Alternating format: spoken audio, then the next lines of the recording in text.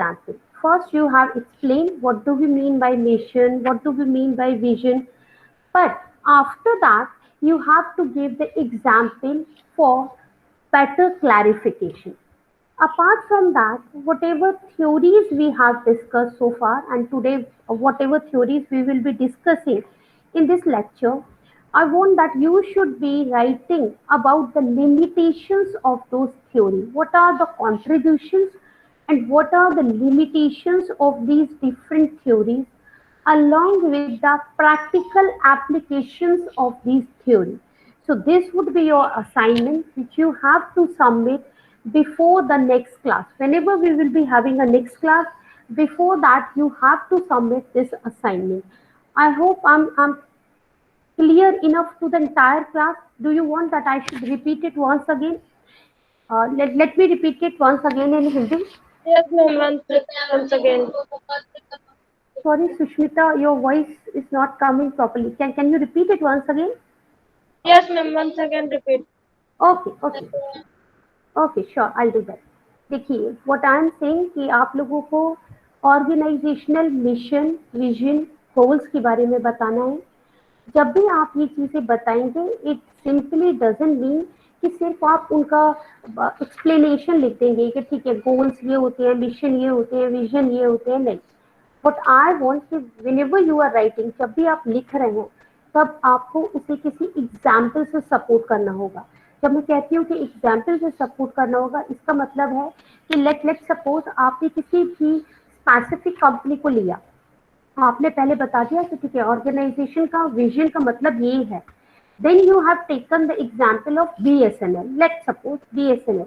तो बीएसएनएल का मिशन क्या है, देन बीएसएनएल का विजन क्या है, बीएसएनएल के गोल्स क्या है, ताकि वो चीज आपको भी क्लियर हो जाए और जब आप असाइनमेंट सबमिट करें तो हमें ये पता चल जाए कि हाँ आपने उसको समझकर असाइनमेंट को किया है.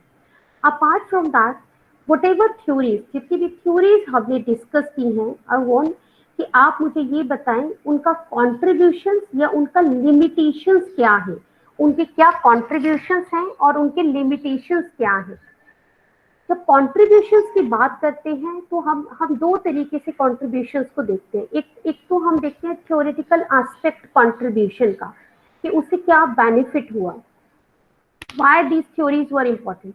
और दूसरा कॉन्ट्रीब्यूशन होता है आपका प्रैक्टिकल एप्लीकेशन, यानी कि अगर क्लासिकल थ्योरी है तो क्लासिकल थ्योरी का प्रैक्टिकल एप्लीकेशन आज के टाइम में, in today's time, what is the practical application of a classical theory या फिर practical application of a neo classical theory. तो आपको इस तरह ये असाइनमेंट प्रिपेयर करना है और उसे सबमिट करना है गूगल क्लासरूम पे. कब तक सबमिट करेंगे? अगेन जब भी आपकी नेक्स्ट क्लास होगी उससे पहले आप इस असाइनमेंट को सबमिट कर देंगे. आई होप आप क्लियर है, आप कोई डाउट नहीं है किसी को भी? Any doubt? No, ma'am. Okay okay, so let me present my screen. Please let me know whether it is visible to you or not.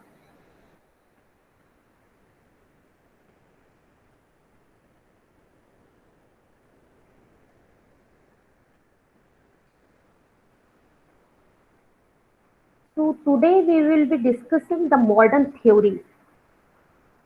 So far we have discussed the classical theories and the neoclassical theories.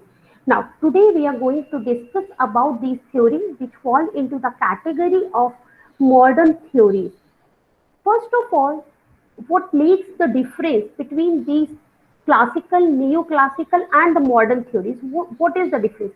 Like yesterday I said that the classical theories, they focus or they emphasizes on the task at any cost, at the cost of their employee. हमें productivity चाहिए, हमें ज्यादा productivity करनी है. इसके लिए if somewhere we have to get or we have to increase the productivity at the expenses of our employees, we are not bother about our employees, उनकी health, उनके emotions, उनकी need हमें कुछ नहीं पड़ी है उनके बारे में. Let them go to hell. We only focusing on the productivity. But when the neoclassical theory it arises, it simply says that because the human beings, they are your employees are the human beings, they have some social needs. so we cannot ignore it. Now the focus shifted from the productivity to the employee. यानी पहले आपका focus था classical theory में productivity, और अब focus shift होके हो गया है आपका एम्प्लॉयज पे, यानी एम्प्लॉयज की need. So somewhere now we are compromising with the productivity. The two things they are not moving simultaneously, दोनों चीजें साथ नहीं चल रही है. यानी आपका टास्क भी साथ चले और सॉरी एम्प्लॉयज भी साथ चले, ऐसा नहीं हो रहा है. either you are emphasizing on the productivity or the employees. So the what the modern theories they used to say that somewhere we have understood that organizations or we have forgot the organizations is adaptive. They are flexible according to the changes in the environment.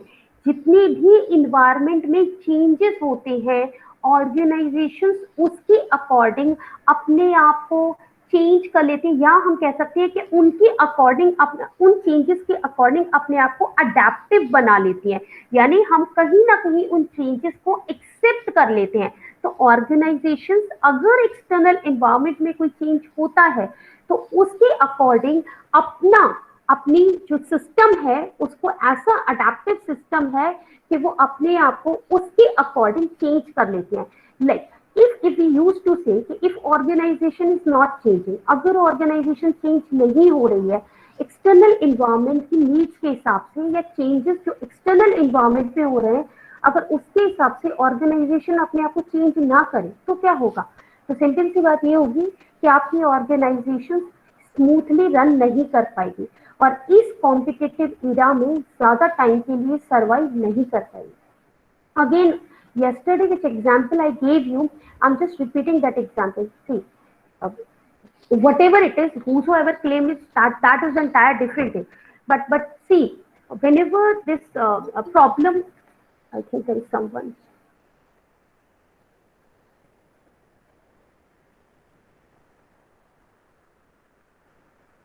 Okay. So when this problem of COVID-19 started, so there was a change in the external environment, and the external environment, this external environment, again I'm repeating, it comprises so many factors. This environment here means the external environment, and the external environment comprises so many factors: your political factors, your technological factors, your sociological factors, your this technological, political, legal, sociological, all these factors.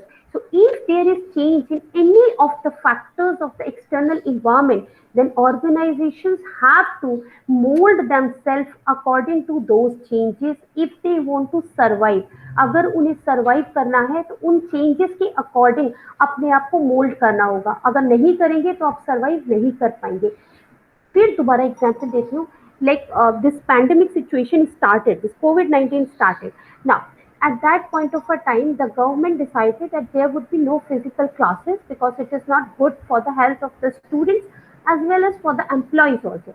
So the maximum of the university, maximum of the private universities, they have started giving the online classes. Why it is so? If you are not able to change yourself according to the changes in the external environment, then in that case you are not going to survive. तब उस case में क्या होता, अगर कोई private again I am emphasising private organisation, अगर कोई private university ये कहे कि okay fine we don't bother about it, ठीक है, क्योंकि फिजिकल क्लासेस नहीं हो रही तो we are not.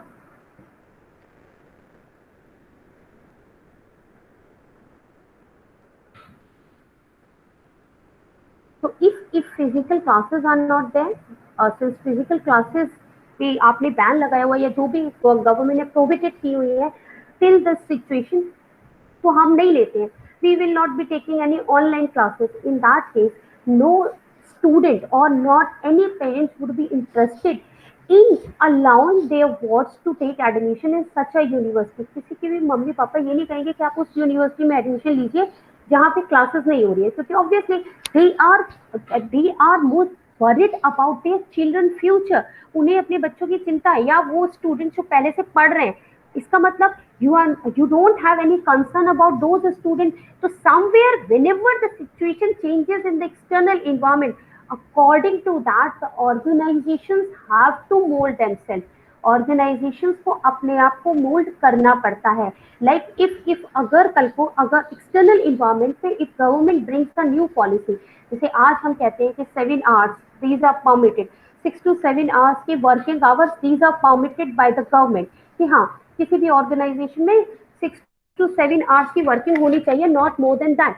But if the government brings such policy, or if the government brings some legislation that now no employer is entitled to take the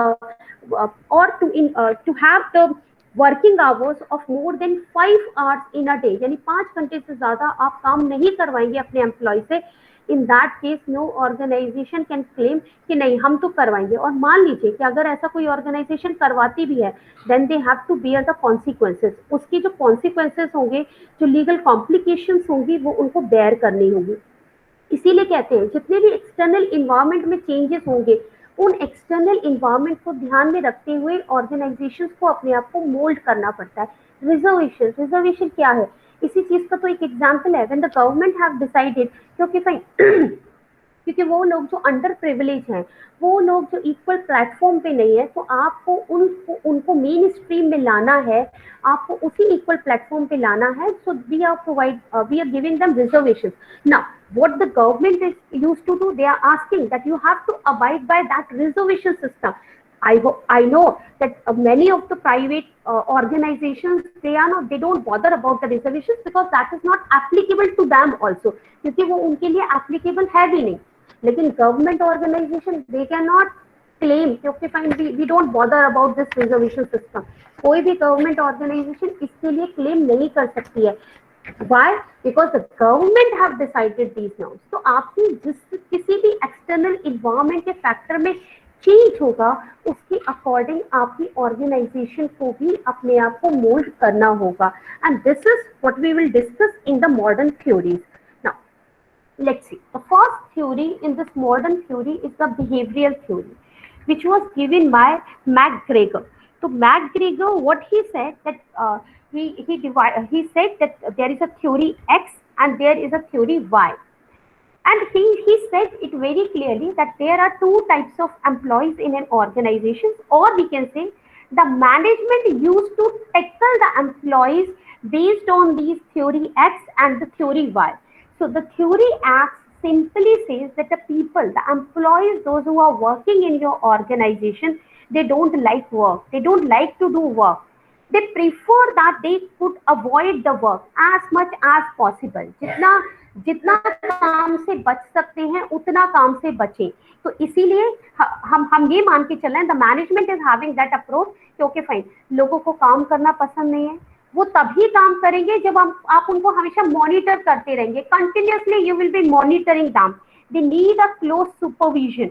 उनको यानी आप बहुत क्लोजली मॉनिटर करते रहिए आफ्टर आवर और आफ्टर 30 मिनट, मतलब frequently you should monitor them frequently. They don't like to take any responsibility.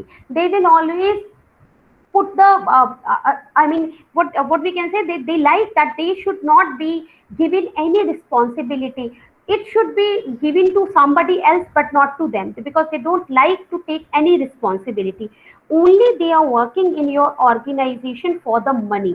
So in that case, the people should be pushed, they should be forced to do a work, because we have already said that the people, they don't like to do a work. उनको काम करना पसंद नहीं है और आपको उनको force करना पड़ेगा काम करने के लिए। तो फोर्स कैसे करेंगे? जब आप उनको क्लोज मॉनिटर या क्लोज सुपरवाइज करते रहेंगे, तभी आप उनको काम करने के लिए फोर्स कर सकते हैं। ये है according to the theory X. The other theory which was given by Max Greger, they says people, they want independence in their work, they want autonomy in their work. You please don't tell me how I am supposed to do my work. You just tell me that these are your duties, these are your responsibilities, and you are supposed to complete these duties. You have to abide by all the rules and regulations. You have to complete these tasks. You have to do these duties. But please, the way I am going to do that task, the way I am going to complete my the way I am going to handle my responsibility, it's entirely my area. It simply means that the management doesn't should or they should avoid to tell each and everything that how employee should do the work.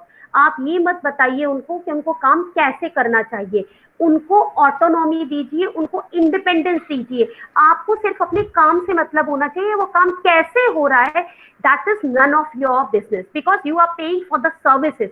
You are not paying कि वो काम कैसे हुआ, किसी ने रात में late night किया या उसने लेट इवनिंग किया, that is none of your business.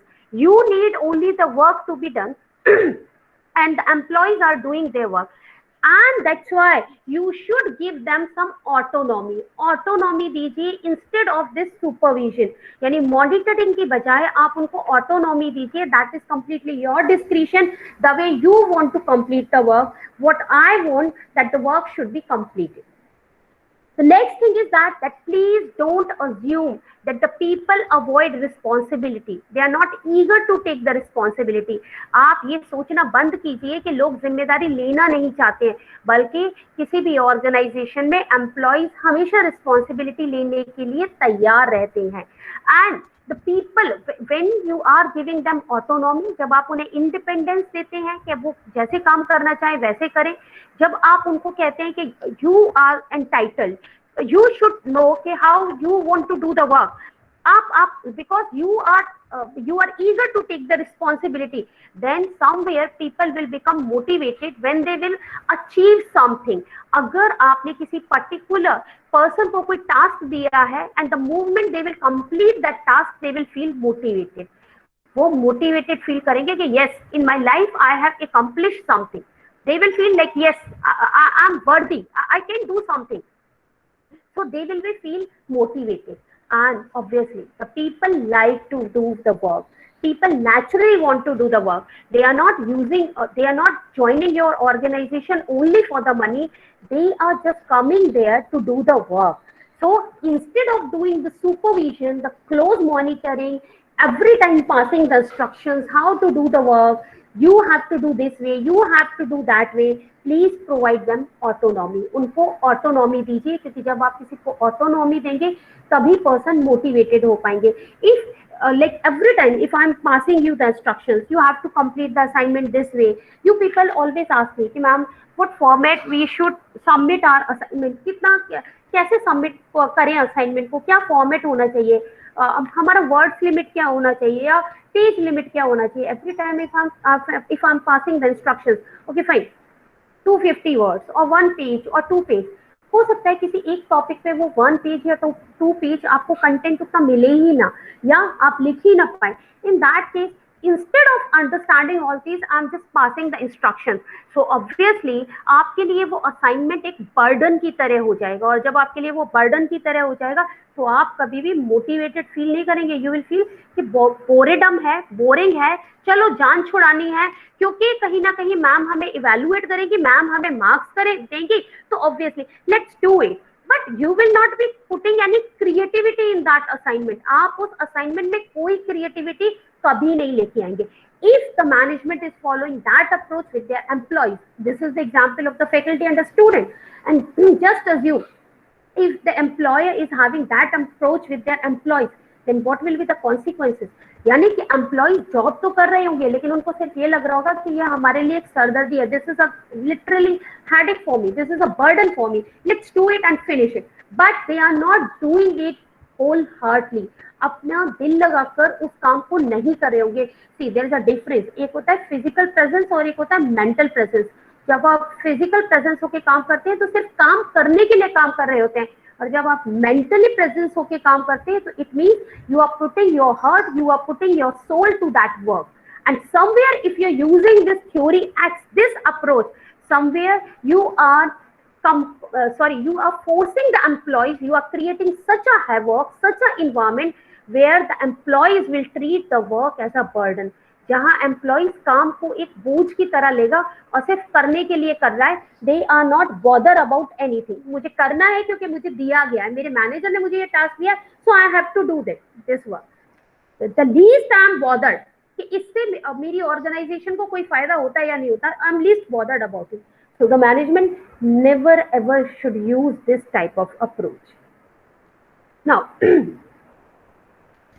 Fine when already I discuss कि यहाँ पे आपका क्लोज सुपरविजन है, तो this is the management and this is the workforce. Every time they are doing the close monitoring, every time they are passing the each and every instructions, what you are supposed to do, you are supposed to do this thing, you are supposed to do this thing. This is theory X. And when you are asking your workforce that they can decide their own way to do the work, that is theory Y. And this always lead to the motivation. ये हमेशा motivation के लिए आपके workforce को, और it triggers for the achievement of something. ये trigger करता है कि आपके एम्प्लॉइज अपना बेस्ट दे सके. यहाँ पे एम्प्लॉइज अपना बेस्ट नहीं देंगे because they have to fulfil that task which you have assign, but they are not going to give their 100%. But yes, in this case they are going, or they are ready to give their 100% because every employee want to show their potential.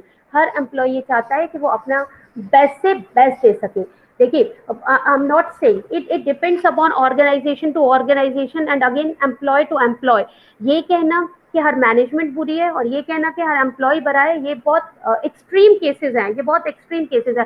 तो ये मान लेना कि हर employ चोर है, वो अपने काम से बचना चाहता है. No, this is the biggest ignorance which the management have.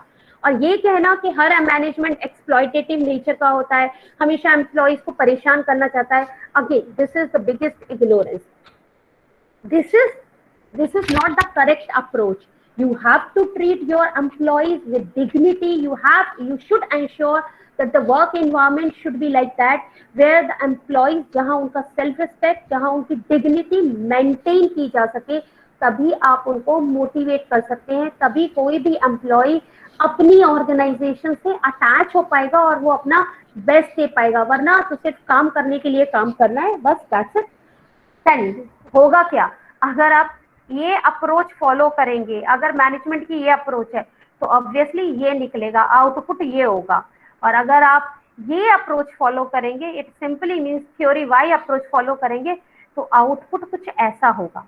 That's what I am saying कि अगर आप अपनी ऑर्गेनाइजेशन में अपने एम्प्लॉयज को ऑटोनॉमी देते हैं तो creativity, innovation, everything will be at extreme. हर चीज एक्सट्रीम पे होगी, हर चीज बेस्ट होगी. But if you are indulging in passing the instructions, if you are too much busy in monitoring them, so obviously whatever you are instructing, the output would be like that. That is fine, we have to produce something, let's produce it. Let's अपने आप से ये burden को हटा दीजिए अपने sir से. This is theory X and this is theory Y, which comes under the behavioral theory. Now let's see the quantitative theory. See, the quantitative theory, actually this theory was very much, or what we can say, it became popular during the World War II. During the World War II, there were so many problems which the army forces were facing. So to solve all those army forces, many of the scientists, many of the researchers, what they have, mathematicians, what they have done, they have used many of the mathematical models and the mathematical formulas to solve those problems which were faced by the army personnel. जो भी army के लोग थे, जो problem वो face कर रहे थे, उसको सॉल्व करने के लिए ये क्वांटिटेटिव अप्रोच यूज किया गया. अब this quantitative approach is nothing but whenever we are using the mathematical model, the statistical model to solve any problem of the organization, that is to be termed as a quantitative approach. उस approach को हम बोलते हैं quantitative approach. यानी हम किसी का suggestion नहीं ले रहे, हम किसी का ओपिनियन नहीं ले रहे, कुछ नहीं ले रहे. What we are doing, we are using the mathematical formula, the statistical model, the computer simulations to take a decision. किसी भी डिसीजन को लेने के लिए हम ये सारी चीजें यूज करें, बिकॉज व्हाट वी वांट कि हमारे पास ज्यादा से ज्यादा एम्पिरिकल एविडेंसेस हो, क्योंकि हमारे पास अगर फिगर्स होंगे then only we can say कि दिस डिसीजन इज परफेक्ट. ऐसा इनका सोचना था. It's might not be true, ऐसा जरूरी नहीं है, because somewhere if we are using the mathematical formula, somewhere we are ignoring many of the things. That can be the biggest limitation of this theory. तो आप बहुत सारी चीजों को पीछे छोड़ देते हैं क्योंकि आप ये सोचते हैं कि वो सब्जेक्टिव बाइसनेस है, उसको क्वांटिफाई नहीं किया जा सकता है, आपके इमोशंस को क्वांटिफाई नहीं किया जा सकता है, आपकी फीलिंग्स को क्वांटिफाई नहीं किया जा सकता है, तो आपने उन सारी चीजों को छोड़ दिया एंड यू केम कि fine we will be what we will be doing, whatever decisions we have to take in the organization, we will be using the mathematical formula or the computer simulations or the statistical models to take any decision, and this is what we termed as a quantitative approach. इसी को आप quantitative approach बोलते हैं। जैसे कि आप लोग आगे पढ़ेंगे, आई डोंट नो कि अभी आप लोगों ने पढ़ा है या नहीं पढ़ा है, ऑपरेशनल रिसर्च। अब मे भी हो सकता है आप में से किसी को आइडिया हो। ऑपरेशनल रिसर्च यूज करके ये एक मैथमेटिकल सब्जेक्ट है जिसको यूज करके हम ये देखते हैं कि अगर कस्टमर्स क्यू में जब लगे होते हैं तो कस्टमर्स को वेट करना पड़ता है, तो what how can we minimise that waiting time, उस टाइम को हम मिनिमाइज कैसे कर सकते हैं, क्योंकि अगर आपको क्यू में बहुत टाइम तक लगा रहना पड़ता है किसी भी ऑर्गेनाइजेशन की प्रोडक्ट या सर्विसेज के लिए, समवेयर यू फील डिससैटिस्फाइड, आप डिससैटिस्फाइड फील करते हैं, आप उस ऑर्गेनाइजेशन के बारे में कुछ भी पॉजिटिव फील नहीं करते। तो वो जो क्यूइंग थ्योरी, ऑपरेशनल रिसर्च में उसका नाम है क्यूइंग थ्योरी। यस, कई बार हम लोग जब किसी मतलब ऑर्गेनाइजेशन में फोन लगाते हैं जैसे कि सर्विस के लिए, तो एक म्यूजिक बजता है बहुत सुंदर, क्या ये म्यूजिक इसलिए बजता है कि हम लोग बोर नहीं हो जाए, क्या ये कारण है? Yes yes, see there are number of things कि आपको अपने कस्टमर्स को एंटरटेन भी करना है, आपको ये भी देखना है कि आपके customers till the time you receive the phone or till the time that person handles your query, you have to ensure कि आपका जो कस्टमर है वो बोर नहीं होना चाहिए।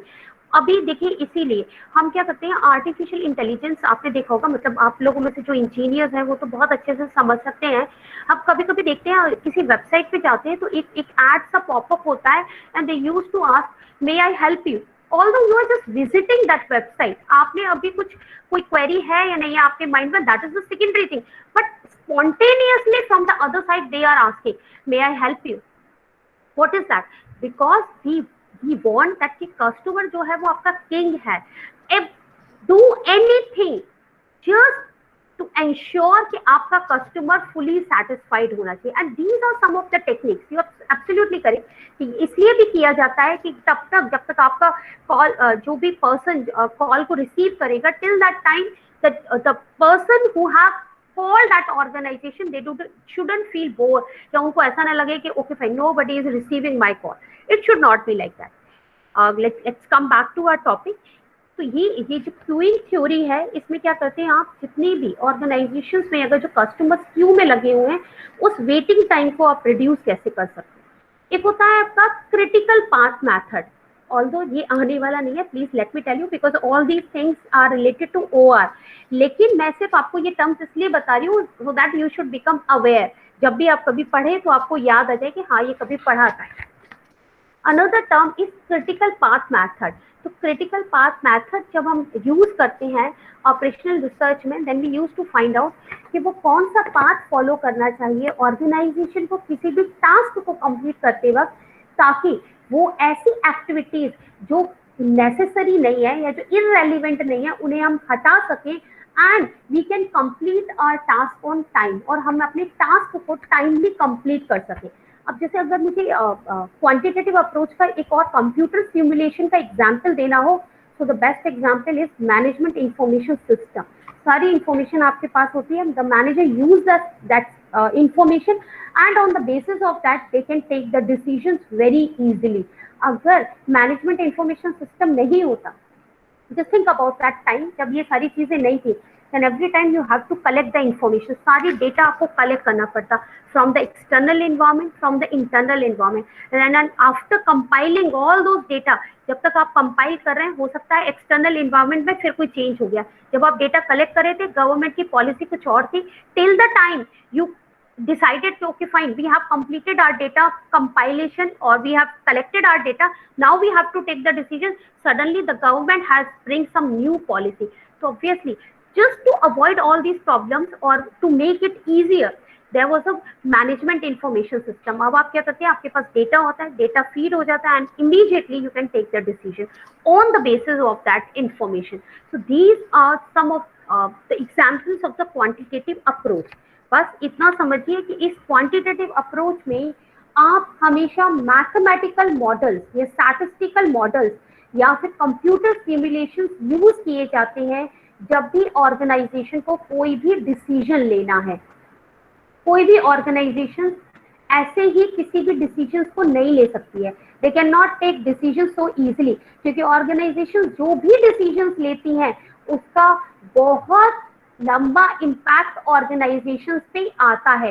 Whatever decisions they are taking, जो भी डिसीजंस ऑर्गेनाइजेशन ले रही हैं, इसीलिए you people might have noticed, और शायद आप लोगों को पता भी हो कि हर ऑर्गेनाइजेशन की पीआर एजेंसी होती है। Why it is like that?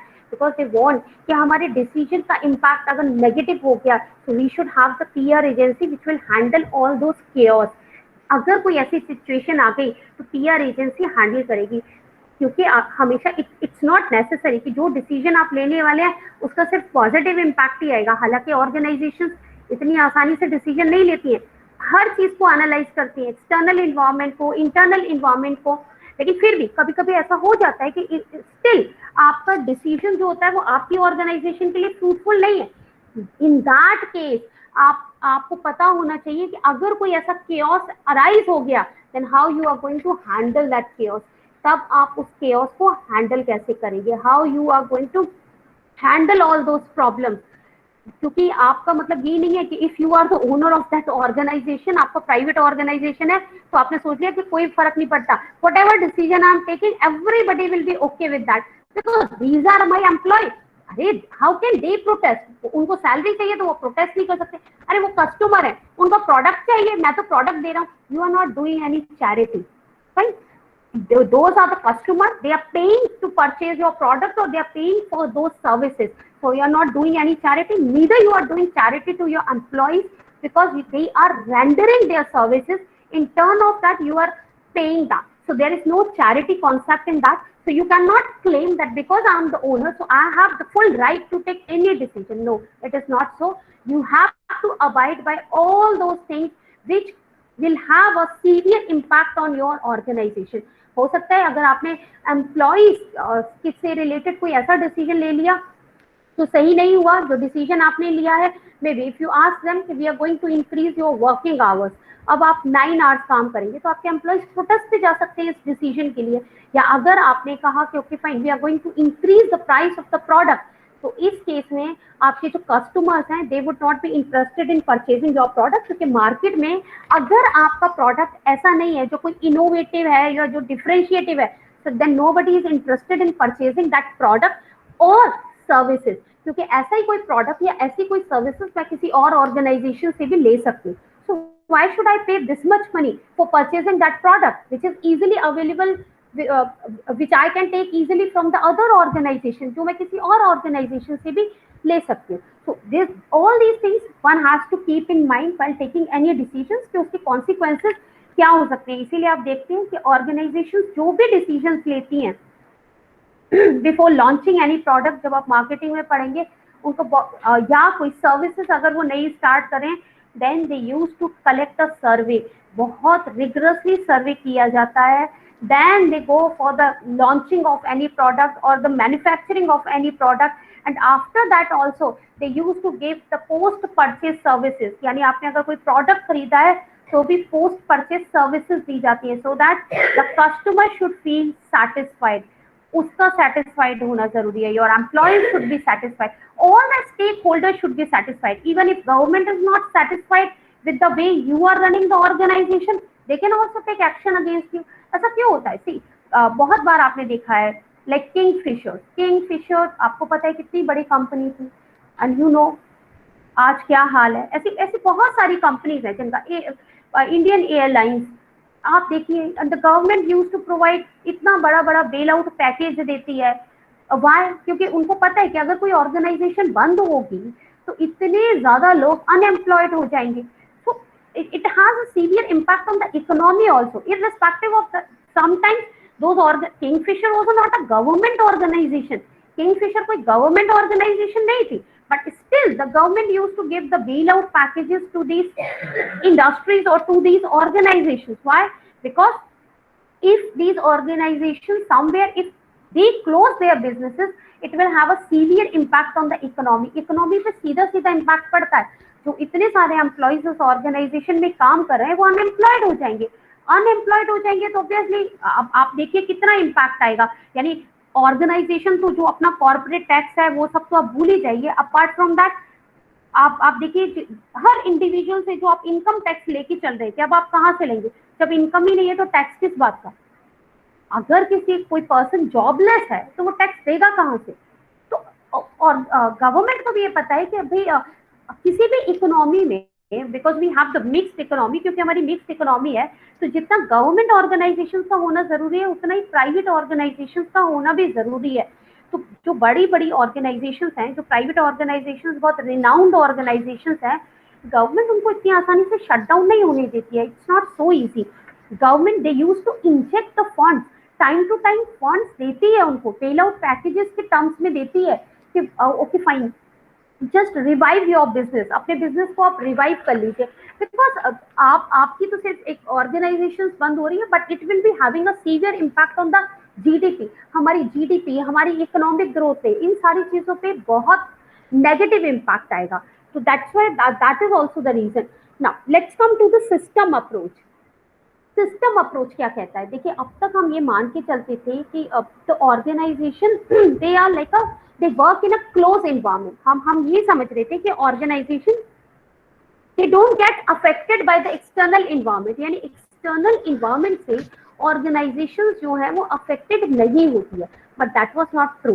वो सही नहीं है, क्योंकि हर ऑर्गेनाइजेशन जो होती है आपकी एक्सटर्नल इन्वायरमेंट से अफेक्टेड होती है। और यही मॉडर्न थ्योरीज का बेस है कि you have to mould yourself, you have to be adapted for the changes, for whatever the changes there in the external environment.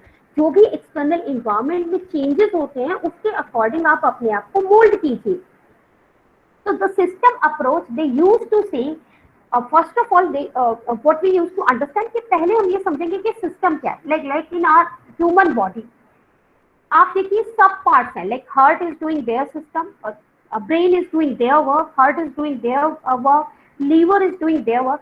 So if we take or if we assume the human body as a system, so it simply means there are various components, there are various subsystems. उस system के अंदर भी various subsystem है। Like if we are talking about a car, तो एक car में भी बहुत सारे कंपोनेंट्स है, like your gear, your steering, your engine, और हर कंपोनेंट अपना काम कर रहा है।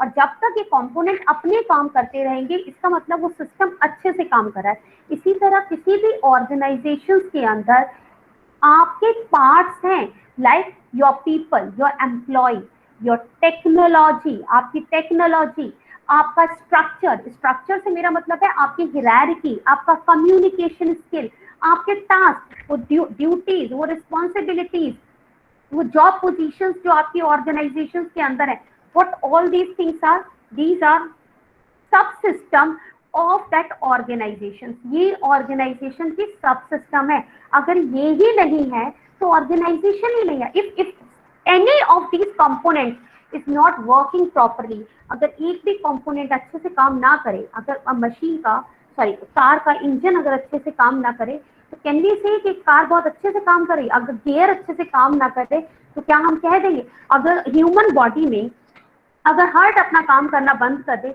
Then we are going to suffer.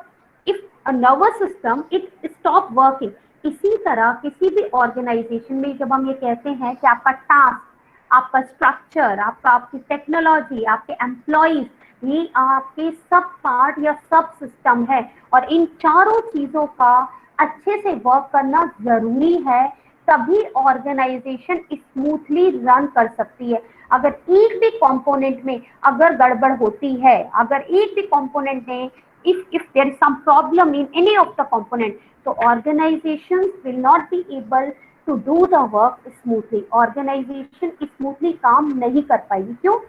Let's suppose कि अगर ऑर्गेनाइजेशन का स्ट्रक्चर यानी हिरार्की अगर क्लियर नहीं है, फ्लो ऑफ कम्युनिकेशन अगर नहीं पता, किससे बात करनी है, किसको रिपोर्ट करना है, अगर इसमें कहीं कोई प्रॉब्लम आ जाती है, every third person is saying oh please report to me, every third person is saying, okay, fine, I'm your supervisor, you are my subordinate, and obviously the employees will be in chaos, they will be confused, they will be totally confused कि कौन हमारा boss है, हमें तो पता ही नहीं चला किसको रिपोर्ट करना है किसको नहीं रिपोर्ट करना है. हर तीसरा बंदा आता है and he or she claimed themselves as a manager or they claimed themselves as a boss whom we are going to report. Who is our immediate supervisor? हमारा immediate supervisor है कौन, किसको रिपोर्ट करें हम? Then employees, अगर आपकी organization में employees if they are not satisfied, if they are not performing their duties well, तो ऑब्वियसली आपकी ऑर्गेनाइजेशन कितनी भी अच्छी एडवांस टेक्नोलॉजी हो, कितना भी सब कुछ अच्छा हो, आप you can not claim that your organisation is successful. See, though the number of people they used to say कि finance is the lifeblood of finance is the blood of any organization, or we can say what we can say it's like a vertebral cord of the organization. रीढ़ की हड्डी है किसी organisation की. But you know, whenever I'm saying the employees are the lifeline of your organization. आपके पास जमाने भर का पैसा हो, लेकिन अगर आपके एम्प्लॉइज आपसे खुश नहीं है और आपके एम्प्लॉइज को ये नहीं पता काम कैसे करना है, if they are not motivated, तो अपना पैसा आपके पास ही रखा रहेगा. Your organisation can never be successful, कभी भी सक्सेसफुल नहीं हो सकती है. और इसका बहुत अच्छा एग्जाम्पल था माइक्रोसॉफ्ट और इंटेल, क्योंकि Intel they were running behind the financial result, हमेशा क्वार्टरली रिजल्ट के पीछे भागते रहे, पैसा चाहिए पैसा चाहिए पैसा चाहिए. Microsoft was a company, those who were investing in their employees, और Microsoft अकेली ऐसी कंपनी थी. Intel उस टाइम पे टॉप मोस्ट कंपनी थी और Microsoft कहीं स्टैंड नहीं करती थी.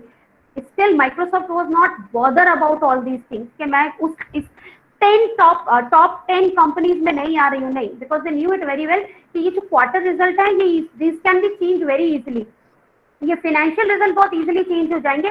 What we have to do, we have to invest in our employee, हमें अपने एम्प्लॉयज को ट्रस्ट करना पड़ेगा, उनमें इन्वेस्ट करना पड़ेगा.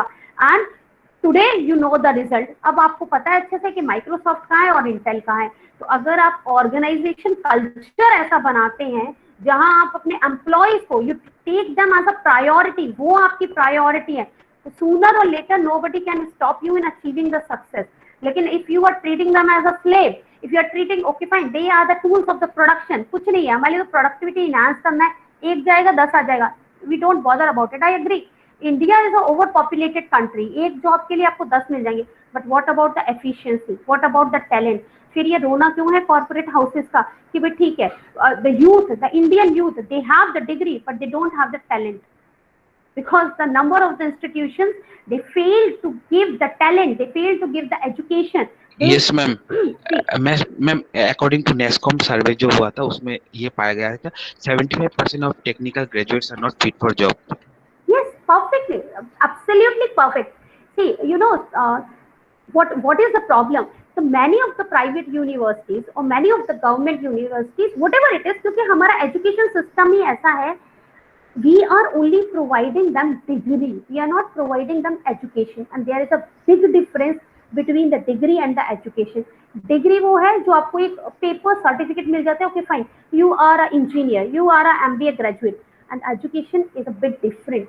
Education opens your mind, education आपकी learning है, जो चीजें हम सीखते हैं, and this cannot become कि हमने किसी बुक को पढ़ लिया तो हमें आ गया, या हमने कुछ, it comes from curiosity. जब आप कुछ क्वेरी करते हैं, जब आप कुछ क्वेश्चंस करते हैं, and the maximum of the institutes they fail to provide the education, they are only providing the degree. अब वो रीजन कुछ भी हो सकता है कि हमारा एजुकेशन सिस्टम ही ऐसा रोटन सिस्टम है जहां हम स्टूडेंट्स को इवैल्यूएट करते हैं कि okay fine this is the question paper, आप इस पे आंसर लिखिए and on the basis of that we are checking your potential. अब how can we check the potential of the candidate on the basis of on those 60 minutes, कि वो 60 minute के basis पे अगर किसी स्टूडेंट ने answer लिख दिया तो कोई टॉपर हो गया और कोई फेलियर हो गया. This might not be true. ऐसे बहुत सारे स्टूडेंट्स हैं, आप लोगों ने इंटरव्यू देखे होंगे जहां बहुत सारे लोग क्लेम करते हैं कि 10th में मेरा 40 था 50 था, मतलब मैं एग्जैक्टली परसेंटेज में नहीं जा रही हूँ, but later on they were able to crack the interview of the IAS. तो इसका मतलब तो ये हुआ कि उनको जब उनका 10th में 40-50% हो गया था तो उनको ये समझ लेना चाहिए था कि आई am not good for anything, मैं तो किसी चीज के लिए अच्छा ही नहीं हूँ. तो हम ये नहीं कह सकते, कोई एग्जामिनेशन सिस्टम ये क्लेम नहीं कर सकता कि this person is not fit, this person is very much good for this job because the marks are just the entry ticket. कोई भी marks जो हम कहते हैं कि 60% eligibility criteria है या 50% एलिजिबिलिटी क्राइटेरिया है, these are just the entry ticket. किसी भी जगह बैठने के लिए, किसी भी कॉम्पिटिटिव एग्जाम में बैठने के लिए, किसी भी प्लेसमेंट में बैठने के लिए, ये सिर्फ आपका एक एंट्री टिकट है। लेकिन आप उस इंटरव्यू में पास होंगे या नहीं होंगे ये जरूरी नहीं है कि if you are scoring the 90% तो प्लीज नहीं, you will be most welcome, आप जरूर सेलेक्ट हो जाएंगे। नोबडी इट इज रिटन और it is not mentioned anywhere, कहीं पर भी ये नहीं लिखा हुआ है। Sometimes you would be surprise कि जिस बच्चे का 40 to 45 sorry because entry ticket is let's suppose 60%, तो हो सकता है जिस बच्चे का 62% हो उसे वो एक बार में इंटरव्यू क्रैक कर ले, और जिसका 90% है वो इंटरव्यू क्रैक ही ना कर पाए, क्योंकि एवरी इंडिविजुअल इज डिफरेंट। कोई लिखने में बहुत अच्छा है, किसी का ग्रास्पिंग पावर बहुत अच्छा है, किसी का कम्युनिकेशन स्किल बहुत अच्छा है, and we can not claim कि वी आर ऑलराउंडर, हम हर चीज में अच्छे हैं, ऐसा नहीं हो सकता। हाँ, हम कोशिश कर सकते हैं कि हम हर चीज में अच्छे हों, लेकिन we will be expert in each and every dimension, we can not claim so, हम ऐसा कोई क्लेम नहीं कर सकते। In the next class we will discuss about this system theory. Thank you. I think that was Surjit जिन्होंने बताया सर्वे के बारे में। यस मैडम, एक चीज पूछना था, वो स्टीफन रॉबिन्स की किताब आप सजेस्ट करोगे क्या? I'm saying that Stephen Robinson is the best book. Apart from that, you can go with the Fred Luthans also. Fred Luthans भी बहुत अच्छा है।